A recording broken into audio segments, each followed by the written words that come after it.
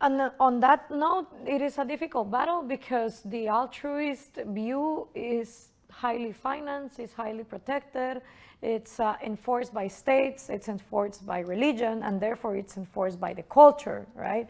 And even that's where you see the incoherence of people in Hollywood living the life of millionaires, but they're preaching socialism, right? And they support socialist views, but because they live in a mansion and they live very good, that is the best way of being socialist.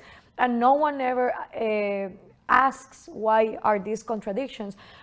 Now let's move to the people who ask about these contradictions. Let's move to some of the movements that actually try to raise the questions and try to defend capitalism for what capitalism really is. Because colonialism and protectionism and lobbies and slavery, that's not necessarily capitalism. There's the libertarian movement, there are the objectivists that claim for free societies. Now, between these movements, philosophically, objectivists claim that libertarians have not really a coherent philosophy or just not a complete one. In another interview, I was talking with Rob Tarr about how praxeology was Mises' attempt to develop some kind of a philosophy. So if there are few people with at least some philosophical common sense, why is it that there's also a difference in between objectivists and the rest of them?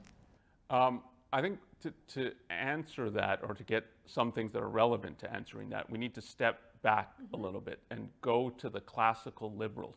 Okay. And the Enlightenment period of which the classical liberals are coming out of.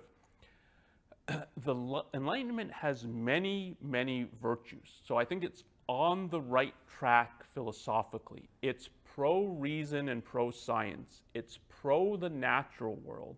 It's discarding more and more any appeal to the supernatural. So to go back to the Plato versus Aristotle, it's throwing out Plato and adopting Aristotle's view. And you're getting a different moral perspective. The Declaration of Independence, that your rights are about life, liberty, and the pursuit of happiness. That means your own happiness. This is a new idea. You don't find this in Christianity, and you don't find it in the modern world. Nobody today will defend the individual's pursuit of his own happiness, as this is the highest moral good. So I think the Enlightenment failed in part. All its philosophical, it couldn't give a full defense of reason, and it was undermined in the 19th century.